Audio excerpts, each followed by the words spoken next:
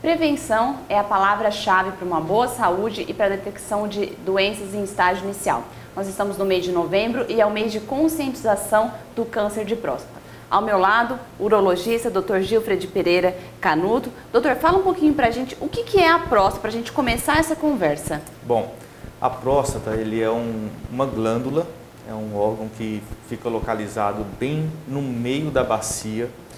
E a função dela é produzir o líquido que carrega os espermatozoides, né? Então, é uma glândula fundamental aí no aparelho genital masculino, no sistema reprodutor.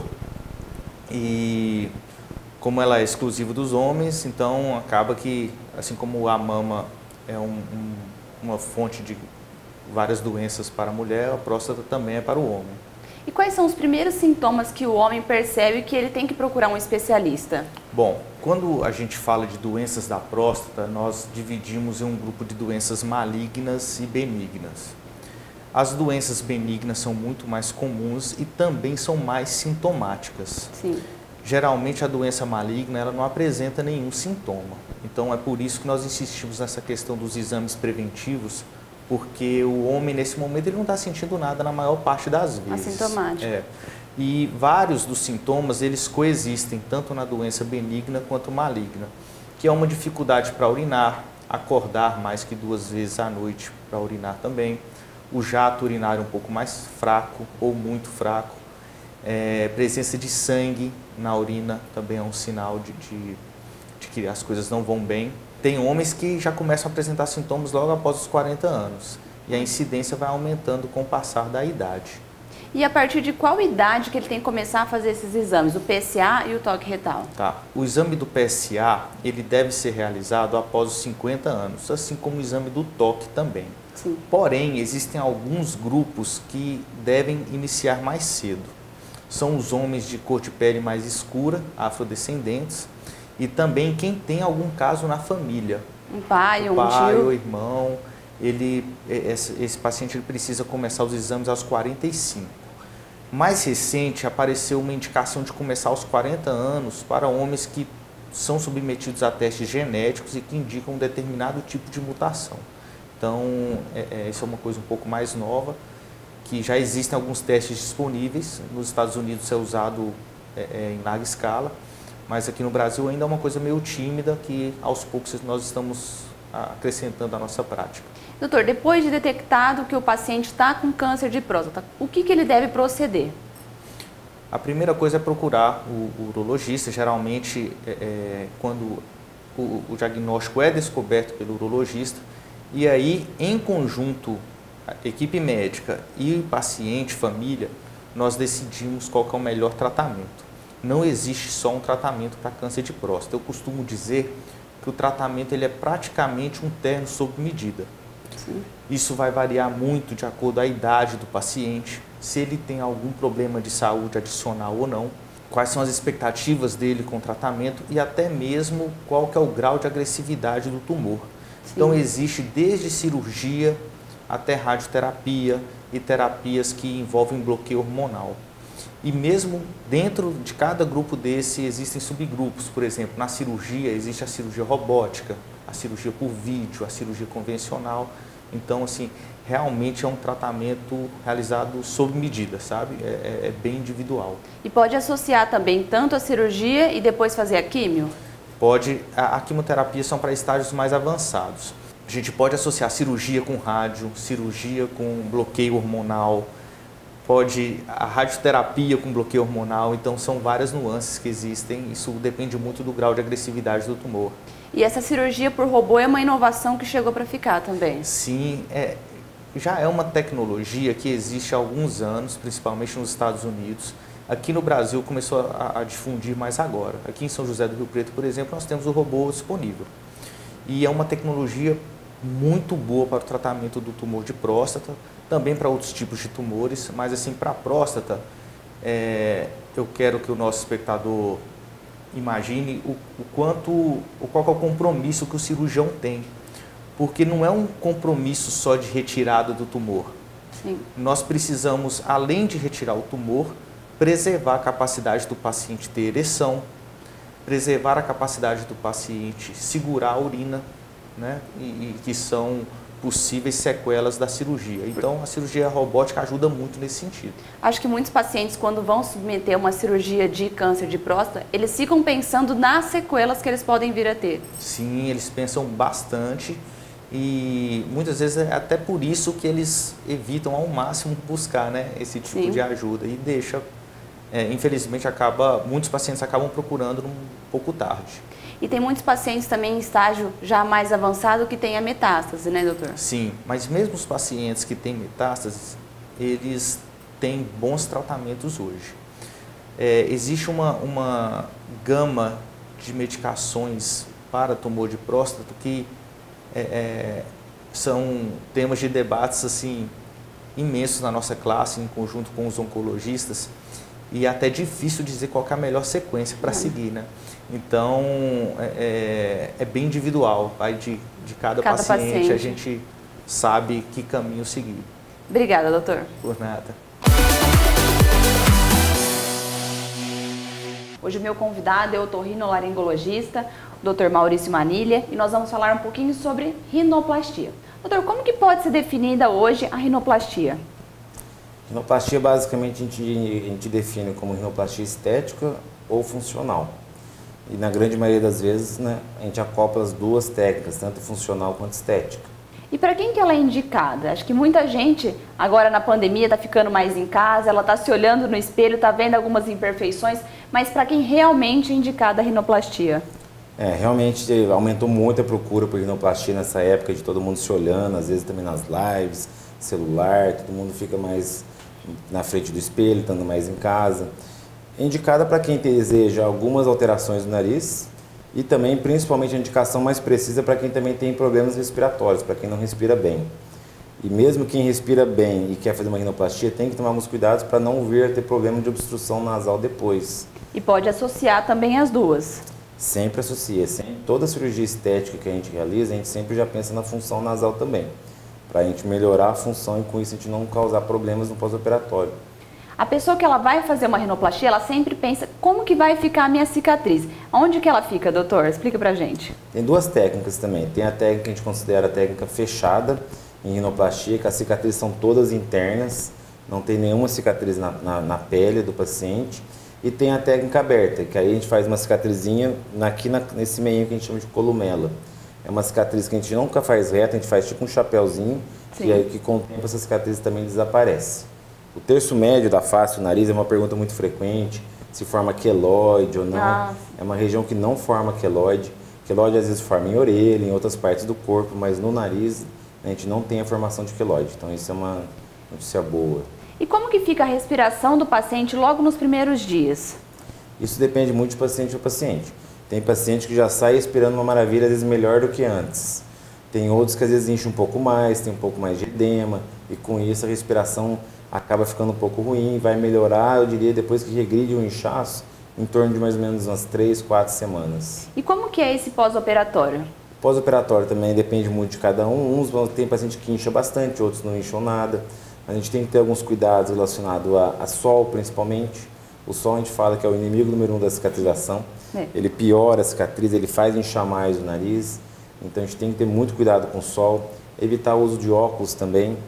Quando principalmente a gente trabalha no dorso nasal, o osso está cicatrizando. Então, dependendo até o modelo do óculos, às vezes fica a marquinha do óculos no nariz. Sim. E isso pode ficar, né?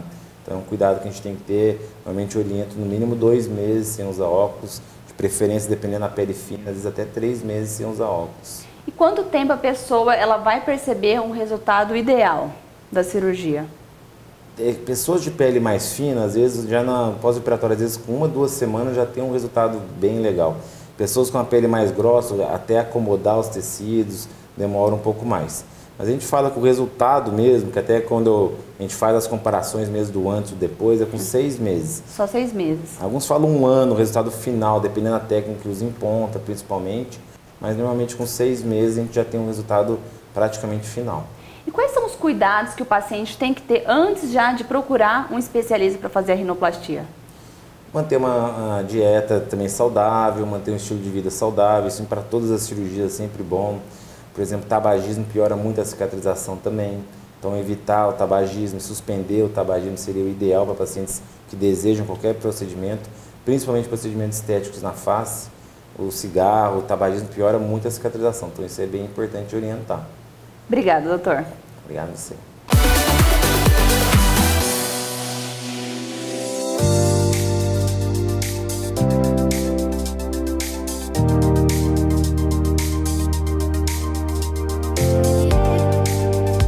Hoje o programa Bárbara Caran aterrissou até a cidade de Mirassol e nós vamos mostrar um pouquinho para vocês aqui da PO Móveis.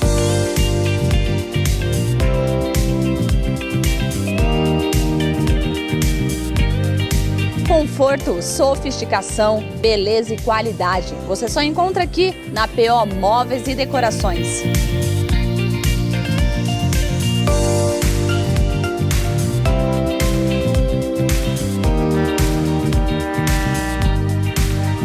Black November é aqui na PO Móveis e Decorações.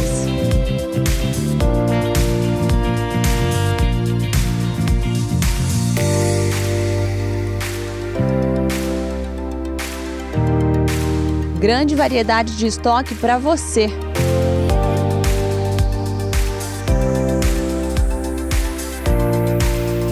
Ainda dá tempo de você garantir os descontos da Black November aqui da PO Móveis e garantir com certeza um móvel lindo para o seu lar.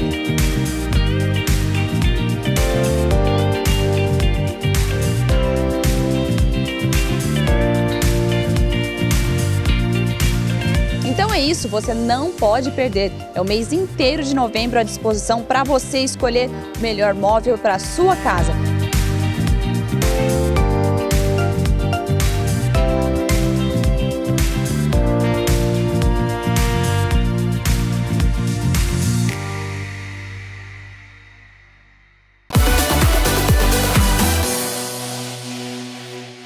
Bom, hoje o meu convidado é o cirurgião plástico Dr. Felipe Bicudo e nós vamos falar um pouquinho sobre prótese de silicone nos seios. Doutor, fala um pouquinho pra gente, essa é uma das cirurgias mais procuradas no Brasil? No Brasil é uma das mais procuradas, na verdade no mundo inteiro, né? Sim. A principal cirurgia é prótese de mama, ou tendo que fazer a cirurgia da queda da mama, da pexia da mama, né, da levantar, ou só a prótese. E qual que é a idade ideal para a mulher procurar um cirurgião plástico para fazer essa prótese de silicone?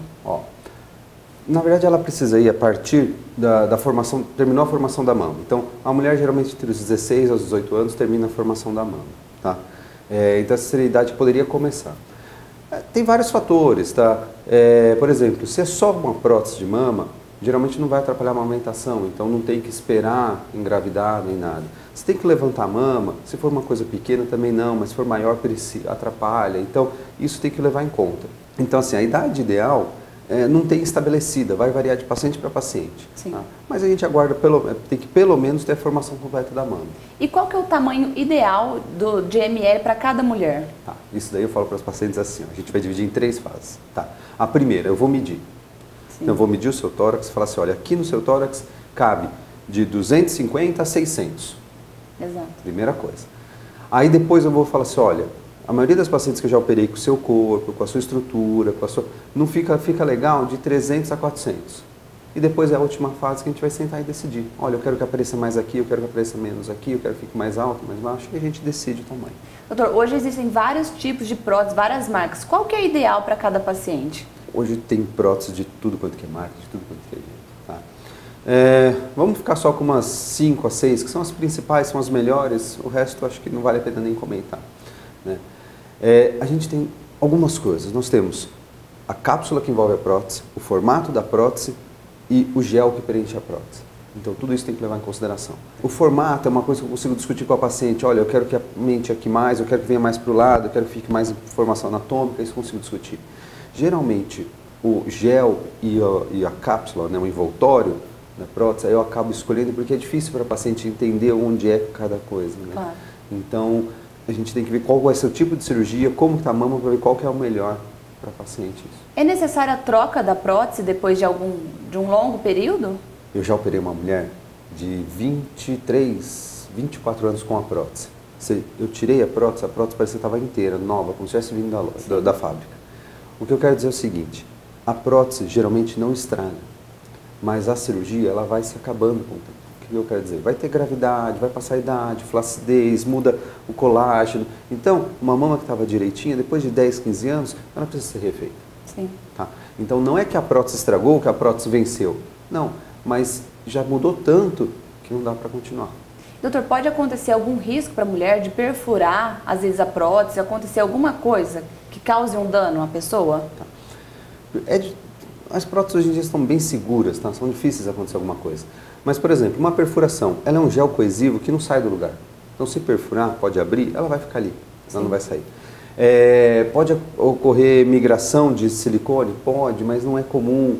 Tá? Então, tem algumas coisas que realmente existem complicações, né? Senão não seria... Mas não são comuns, tá? Pode ter uma infecção, pode ter uma rotação, uma contratura, tudo isso pode existir. Mas a ruptura, perfurar, acho que é um dos menores problemas. E como que é a cirurgia, doutor? Tá. Bom, a cirurgia ela é sempre em centro cirúrgico, tá? Ah, mas posso fazer em consultório? Pode, se você tiver um consultório. Se você for no médico e tem um consultório todo preparado, equipado, com suporte, pode também, tá? Preferencialmente eu só faço em centro cirúrgico, não gosto de consultório. Mas de médico para médico. Né? Desde que tenha tudo certo, não tem problema. Tá? É uma cirurgia, quando é só colocar a prótese, só a inclusão de prótese, ela vai demorar em torno de 1 hora, 2 horas, em média. Tá? A anestesia ela pode ser das mais variáveis, pode ser peridural, que é aquela que faz na gestante, nas costas, sabe? Sim. Ela pode ser anestesia geral, pode ser local só, anestesia local, então depende muito de paciente, do médico conversando. A recuperação costuma ir embora no mesmo dia, não costuma ficar mais que um dia, e a recuperação é mais tranquila. Lógico que sim, quando é embaixo do músculo dói mais, é mais difícil, quando é por cima dói menos, então tem essas particularidades. São vários tipos, então, de formas de colocar o silicone? Sim, sim, você pode colocar por vários lugares, você pode colocar por baixo, pela areola, pela axila, tá? Até, no Brasil não existe esse tipo de prótese, mas até pelo umbigo daria para colocar. Olha, pelo umbigo. Né? Então são vários jeitos de colocar. Depois tem vários locais ela ficar. Elas podem ficar por cima do músculo, por baixo do músculo, por metade do músculo. Então tem tudo isso. Né? Não parece que é uma coisa simples, é só abrir e colocar, mas quanto mais você sabe de prótese de mama, mais variedades e mais complicada ela fica. Obrigada, doutor. Nada. Quem nunca sentiu uma dor na coluna, que atire a primeira pedra. Os números afirmam que 80% da população brasileira já sentiu ou tem dor na coluna, uma dor crônica. E aqui em Rio Preto nós temos o ITC Vertebral, uma clínica que é especializada e exclusiva nesses tratamentos. Ao meu lado, o Dr. Diogo Araújo, ele que é um dos proprietários aqui da clínica ITC. Doutor, fala um pouquinho desse conceito do ITC, que é uma franquia já há muitos anos no mercado, que tem clínicas espalhadas pelo Brasil inteiro. Bom, aqui no ITC o principal que a gente prega é a qualidade do atendimento. Então o paciente ele sempre vai ser atendido individualizado. Porque o mais importante das pessoas entenderem é que cada dor, por mais que seja parecida, cada organismo é diferente do outro. Sim. Então aqui a gente vai buscar sempre as causas, a raiz dessa dor, para a gente conseguir trazer um tratamento de qualidade que realmente vai resolver esse problema e que não só vai dar um alívio, mas depois fica voltando. Então o principal é isso, é descobrir a verdadeira causa da dor. Então para isso a gente faz uma avaliação bem detalhada, com muito cuidado, sempre individualizado, e é isso que vai trazer o resultado para a pessoa. Doutor, fala um pouquinho para a gente sobre os tratamentos que vocês realizam aqui no ITC. Bom, a grande maioria dos nossos pacientes são pacientes graves. A gente prega aqui o tratamento para tirar a pessoa da cirurgia. Grande parte dos pacientes que vêm aqui são pacientes que têm indicação cirúrgica. Então a gente, através dessa avaliação, a gente vai entender o quadro clínico todo para poder, corrigindo esses desequilíbrios que tem no organismo, conseguir tirar uma pessoa que tem uma indicação cirúrgica um tratamento conservador sem precisar ir para uma mesa de cirurgia. E é muito importante também que os pacientes entendam que a cirurgia de coluna ela é muito mais indicada do que deveria ser, infelizmente. Por quê? Porque é uma cultura ainda de mais fácil ir para a cirurgia do que tentar buscar a verdadeira causa dos problemas. Então, a cirurgia só deve ser procurada em último caso. Depois que você já tentou fazer um tratamento bem feito, tentando fazer com qualidade individual, aí alguns casos sim realmente precisa chegar na cirurgia, mas é cerca de 2 a 4%, então é muito pouco. E eles são indicados cerca de 30 a 40% das pessoas com a dor aguda. Então, por conta dessa dor ser muito forte, que é na hora da crise, a dor é muito forte, então o paciente acaba indo para a cirurgia, que é uma, assim, ele tem essa indicação, ele não entende direito, muito bem. Então, o que eu recomendo é que as pessoas busquem uma segunda, uma terceira opinião, para que ela realmente, se tiver que fazer, tem que fazer. Mas sim, se tiver um outro caminho mais seguro, o principal que ajuda muito é a maca de tração. A maca de tração, ela ajuda na região da hernia de disco a abrir aquele espaço que está comprimindo o nervo, que é o que causa essa dor muito forte. Então, no início do tratamento, essa maca de tração ajuda muito a tirar essa crise aguda, para aí sim a gente poder iniciar ou com exercícios ou com outro método para tentar corrigir e fazer com que essa dor não volte, né? Que é o mais importante. Ao meu lado também o Dr. Murilo Tamarindo, ele que é um outro proprietário aqui do ITC Vertebral. Doutor, está falando agora com o Dr. Diogo sobre hernia de disco. Uma outra procura muito grande aqui na clínica é a cirurgia da coluna e do ciático, porque vocês têm esses tratamentos mais conservadores. Sim. Na verdade, além da hernia de disco, vários outros acometimentos as pessoas procuram aqui na clínica, né? Uma dor lombar específica, uma ciatalgia, que é a dor no ciático, né? Muitas vezes não são casos cirúrgicos, né? Não são casos muito graves, mas são casos crônicos, vamos dizer assim, que as pessoas sofrem há muito tempo e nada resolve. Então esses pacientes chegam até nós, aí através da avaliação, de um software que a gente tem também, de um robô que ajuda nesse diagnóstico, né? Em qual caminho a gente vai seguir. Então, associado isso com a experiência do profissional, né? Que está fazendo o atendimento, a gente consegue traçar um caminho para melhorar essa dor o mais rápido possível. O que é reconstrução músculo-articular, doutor? Então, esse é um tratamento específico da franquia do ITC Vertebral. Isso foi se desenvolvendo ao passar dos anos, né? Uma coisa específica que a franquia criou, que a gente vai trabalhar essa reconstrução músculo-articular no paciente, que é necessário fazer isso, é claro. Como o tratamento aqui é individualizado, cada paciente tem um objetivo específico. A reconstrução musculoarticular em específico é quando o paciente faz o trabalho de fortalecimento mais as macas de tração eletrônicas, sim, que são um tratamento exclusivo do ITC Vertebral. E quem que pode participar desse tipo de tratamento? Desde criança até idoso ou tem alguma restrição? Não, não tem idade, não tem restrição. Qualquer idade, a gente vai fazer esse processo avaliativo e vai dar um caminho para esse paciente. Obrigada, doutor. Nada.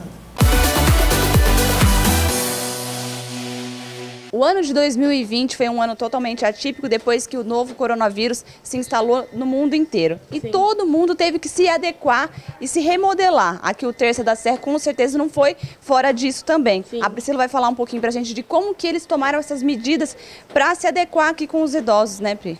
Isso, a gente teve que adequar as novas medidas, né, de prevenção que a própria Vigilância Sanitária impôs, né, para que a gente prezasse e zelasse pela saúde dos idosos que estão aqui.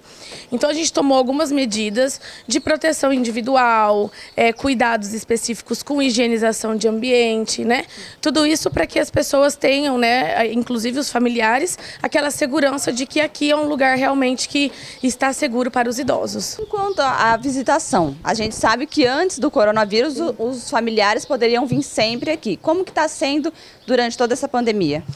Durante o tempo normal, né, Bárbara, aqui as visitas elas são liberadas, não tem horário específico. Por conta da pandemia, precisamos suspender as visitas, tá? E os horários ficaram, assim, extremamente limitados. Os idosos podem ver o familiar, mas com distanciamento. Então, o idoso fica para o lado de dentro da unidade e o familiar, infelizmente, para o lado de fora, por uma medida de proteção. E os familiares também não podem tirar os seus idosos aqui do Terça para levar para casa? Não, ele só pode tirar se for um caso emergencial, né? Se precisar uma consulta médica, um exame de emergência ou uma própria atendimento médico de emergência mesmo. Aí pode, mas para tirar, para levar para almoçar, enfim, passar o dia fora, não.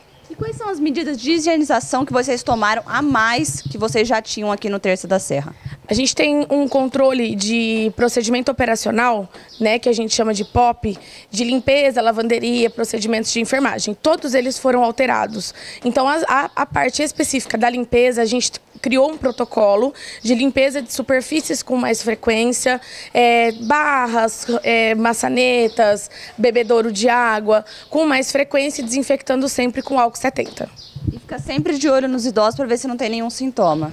Isso, o controle de sintomas ele é feito de 4 em 4 horas, o controle de temperatura, e o controle monitoramento de sinais, pressão, saturação, frequência cardíaca é feito de 2 em 2. Como uma das medidas nossas de prevenção, a gente precisou também, Bárbara, criar um lugar que acomodasse esse idoso novo ou o próprio idoso que estava institucionalizado precisou de um atendimento médico. Então, todo idoso que chega pra gente novo ou que sai e volta, ele fica nesse quarto, que é o quarto de prevenção e precaução de isolamento para suspeitos ou positivos de Covid. Então, ele tem uma cama só para ele e um funcionário que fica com ele aqui 24 horas e o banheiro de uso exclusivo. Então seria um quarto de isolamento. Isso, ele é um quarto para o isolamento, né? E pós o retorno desse idoso ou a admissão desse novo hóspede, é coletado um exame do Covid para constatar a negatividade ou o positivo. E aí ele já pode circular durante a casa toda? Se der negativo, ele pode. Se der positivo, ele mantém isolamento até dar negativo no exame, que é o PCR e a sorologia também.